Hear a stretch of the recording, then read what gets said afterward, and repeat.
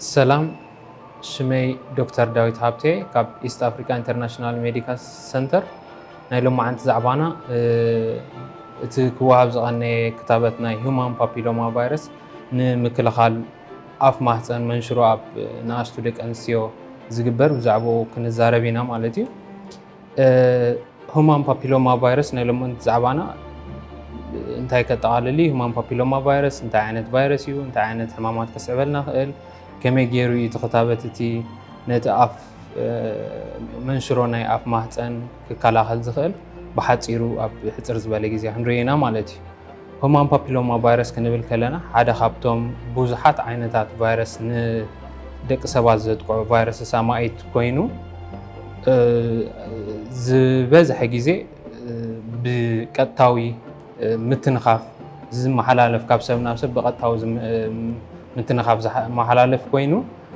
كابزيهم كابوزحات عينتات يوم زلونا خسع كل تميتي زبطحو همان بابيلوما عينتات اللونا مالتي كابزيهم ناب كلتينا نمغلوم كن مغلوم كلنا مالتي اتتحت متن ريسك زلو وي لو ريسك إلنا نتقسم عينتات اللونا سب تايبس اللونا كابزيهم كا هاي ريسك لعل متن قدات كسعبو زخولو همان بابيلوما فيروس اللونا أبدك سوات مالتي اتوم لو ريسك تايبس نبلوم بوزحات عينتات اللو خابوهم توم كومنست زخونو تايب اوف 6 and شدوشن مبل 10 حدن زلو عينتات كوينو እዚኦም መብዛሕትኡ ግዜ ኣብ ብተለምዶ ኣብ ናትና እንታይ ኢና ንብሎም ዝጡብ ኣድጊ ኣብ ቆርበትና ዝወፅእ ካልኦት ዓይነት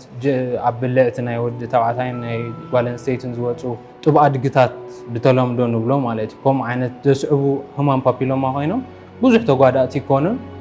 ብዙሕ እውን ናቶም ኣፋወሳ ስለ ዘለዎም ደሸግሩ ይኮኑ ናይ ሎም ዛዕባና እቶም ሃይ ሪስክ ታይፕስ ንብሎም መበል association subtypes of 16 and 18 human papilloma virus እዚኦም ኣብ ብዙሕ ቦታታት ናይ ነብስና ዓይነታት ብዙሓት ዓይነታት ካንሰር ከስዕቡ ዝኽእሉ እዮም ማለት እዩ ሓደ ካብዚኦም ወይ ከዓ እቲ ቀንዲ ዝኾነ ከዓ ኣብ ደቂ ኣንስትዮ ዝመፅእ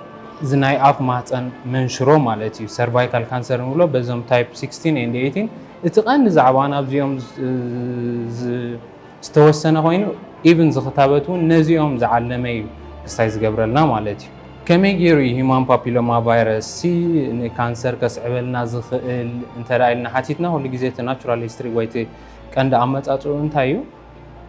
ከም ዝበልናዮ ኣገባብ ተሓላልፉ ሂማን ፓፒሎማ ቫይረስ ብቀጥታዊ ርክብ ወይ ከዓ ቀጥታዊ ምትንኻፋት ካብ ሰብ ናብ ሰብ ናይ ነብሲ ሰብ እዩ ዝመሓላለፍ ማለት እዩ ንኣብነት ጡብ ኣድጊ ዝበልናዮ ኖርማል ቀጥታ ካብ ስኪን ክኾን ከሎ እዚ ናይ ኣፍ ማህፀን መንሽሮ ከምፅኡ ዝኽእሉ ግን ብፆታዊ ርክብ እዮም ዝመሓላለፉ ማለት እዩ ድበዝሐ ግዜ እንታይ ዘጋጥም እንተዳ ኢልና ሓደ ወዲ ተባዕታይ ወይ ጓል ኣንስተይቲ ርክብ ክፍፅሙሉ ከለዉ እዚ ቫይረስ እዚ ካብቲ ዘለዎ ናብቲ ዘይብሉ ይመሓላለፍ ማለት እዩ እቲ ዝኸፍአ ነገር ናይዚ ግን ወላ ሓንቲ ምልክት ዘለዎ ስለዘይኮነ ብምልክት ክትፈልጦ ይትኽእልኒ ኢኻ ከም ተለኸፍካን ከም ዘይተለኸፍካን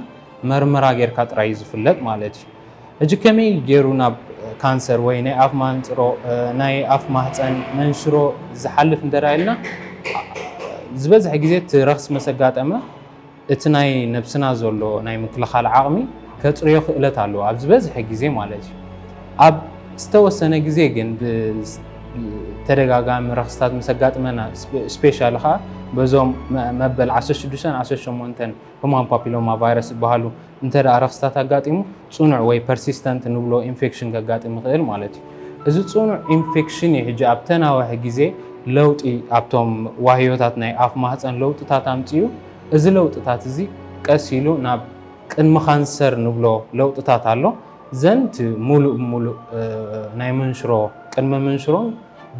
መንሽሮ መሰጋጥመ ከዓ ንዑ ዝመፅእ ለውጥታት ከምፅኡ ዝኽእሉ ማለት እዩ ብገምጋም ግዜ እንተዳ ርኢና ሓንቲ ጓል ኣንስተይቲ ተለኺፋ ክሳዕ እቲ ናይ ኣፍ ቅድሚ መንሽሮ ዘሎ ለውጥታት ብመፀሉ ግዜ እንተዳ ገምጊምናዮ ካብ 10 ክሳዕ 20 ዓመታት እዩ ማለት እዩ እዚ ሕጂ ንምንታይ ዘገድሰና እተን ኣብቲ ፅዕቡቕ ዕድመ ዘለዋ ነቲ ክታባት ይወስዶ ድሕሪኡ ግን ቀልጢፍካ ንኽትረኽቦውን ዝግበር መርመራታት ስለ ዘሎ እዩ ማለት እዩ መንሽሮ ናይ ኣፍ ማህፀን እንተዳ ከም كم حمام كنريه خوينا بعالم لخاو درجة مبر رابعي أبدك أنسي خبز الرأي منشروطات مبر رابعي زتكس مالتي انت را تحت سهرة زلوا هاجرات انت دارينا جن مبل أبقلين أبقدامي يسرع بموت درجة مالتي أبقلين كأخم كالاي دحري نايتوب منشرو مالتي نمنتاي تحت سهرة ببزح زرق زلو وي ببزحي زقاتم زلو وي كقاتم كاتسيلو لنا انت را حتيتنا دبزحت معبول هاجرات ازي كتابة ازي قدمي أبز حلف عسرتات عامتات بقبو تاتاتي دك أنسيو خاب شعاتس قاعد عسرت حموشة زلو عدمين يوسدو تمكتتال دك إسران حدن وإسران حموشة مسبتها زقبر مكتتال اتقدمخ منشرو زقاتم لو تتات ديتكت خقبر زخيل لو تتات زقبر مرمراتات ريغولارلي أب حموشة شدوشة عمت ككمت نايها قرقايل لاينسو مالتي زقبر مرمراتات سلازقبرا بطعمي يقودي لو أفتقدامي عالم نولو مالتي أبز تحت سهرها هاجرات زلوا أجن اتي كساي توهبون نبعل كتابة قرابنا كتابة بوزح ينبرن اتي كرمي منشرو مقد آموز بحال سكرينين تست وي ملالي كرمي تمنشرو مقد آموز قبر ملالي مرمراتات ون بوزح لومو دايكونن يلون كم تقرابنا ببزحنا HIV رخصتات ون نبعلو نابتي نايعف ماحصن منشرو سلازقالع እዚኦም ኩሎም ተደማሚሮም ካብቶም ቀተልቲ ዝበሃሉ ኣብ ደቂ ኣንስትዮ ዝረኣዩ መንሽሮታት ኮይኑሎ ማለት እዩ እንታይ እዮም ብዝሒ ኣፍ ናይ ማህፀን መንሽሮ ከምፅኡ ዝኽእሉ እንተላይልና ተቐዳማይ ዳርጋ 9 ሚእታዊት ናይ መንሽሮ እዚ ጠንቂ ዝኾነ ከም ዝበልና ሂውማን ፓፒሎማ ቫይረስ እቶም ዓይነት መበል 16 18 ኮይኖም ተወሳኺ ኮፋክተርስ ግን ኣለውና ማለት እዩ ንባዕሉ HIV ከም ረኽሲ ሽጋራ ምትካኽ ቀልጢፍካ ናብ ዘይተደለየ ፍኑ ዝኾነ ናይ ፆታዊ ፅምድታት ምግባር ማለት እዩ ካብቶም ከቃልዑና ዝኽእሉ ናብዚ ዓይነት ዝመንሽሮ ማለት እዩ ምልክታቱ እንተደኣ ኢልና ነዚ መንሽሮ እዚ ምልክታቱ ድበዝሐ ግዜ እቲ መጀመርታ ስቴጅስ ደሎ ማለት እዩ ተቐዳማይ ደረጃ ወይ ካልኣይ ደረጃ ንብሎ ብዙሕ ምልክት ኣይገብርኒ ምልክት ተገይሩ ከዓ ኣብ መንጎ ፔሪድ ደም ምምፃእ ኣብ ግዜ ርክብ ዝኾነ ቃንዛታት ወይ ፈሳሲ ምህላው ወይ ኣብ ትሕቲ ከብድና ቃንዛታት ምግባር ማለት እዩ ንዕኡ መለለይ ዝኾነ ምልክታት የብሉን ኣብዚ ምልክት ተበፂሑ ግን ድበዝሐ ግዜ ኣስፋሕፊሑን ክሕከመሉ ዘይክእል ደረጃን እዩ ማለት እዩ ሕጂ እንታይ ኢና ክንብል ዘለና ኩሉ ግዜ ነዚ ዓይነት መንሽሮ ልዕሊ 95 ሚእታዊት ክንከላኸሎ ንኽእል ኢና እቲ መከላኸሊኡ ኣጠቓልላ ኣቢልና መወዳእታ ክንሪኦ እንተደኣ ፈቲና ተቐዳማይ ከየጋጠመ ከሎ ዝግበር እዚ ክወሃብ ዝቐነየ ክታበት ማለት እዩ ተቐዳማይ ትውፅኢታውን ቀዳማይ ናይ ምክልኻል ግንባርና ኢልና ንሓስቦ ነዚ ናይ ኣፍ ማህፀን መንሽሮ ንምክልኻል ውፅኢታዊ እውን ኮይኑ ተረኽበ ብውድብ ጥዕና ዓለም ንኩለን ደቂ ኣንስትዮ ኮተቴ ካብ ክሊ ዕድመ ካብ 9 ክሳብ 15 ዘለዋ እዚ ክታበት ክልተ ዓይነት ሂውማን ፓፒሎማ ቫይረስ ዘጠቓልል ክታበት ይወሃብ ኣብ 6 ወርሒ ፍልሊት ክልተ ክታበት እዩ ሪኮመንድ ገይሩ ዘሎ ውድብ ጥዕና ዓለም ኣብ ኩሉ ሃገራት ማለት እዩ ካልእ ክንገብሮ ንኽእል ተወሳኺ መከላኸሊ ኣገባባት እንተደኣ ርኢና ትኩሉ ግዜ ንጠቕሶ ጓል ኣንስተይቲ ትግቡእ ናይ ርክብ ሴፍ ሴክስ ዝበሃል ትምህርትታት ክወሃብ ኣለዎ ቀዲምካ ኣብ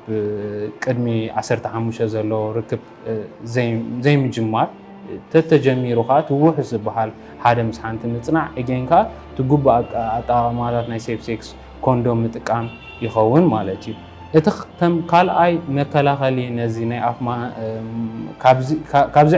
ክሊ ዕድመስ እንድሕር ወፅአን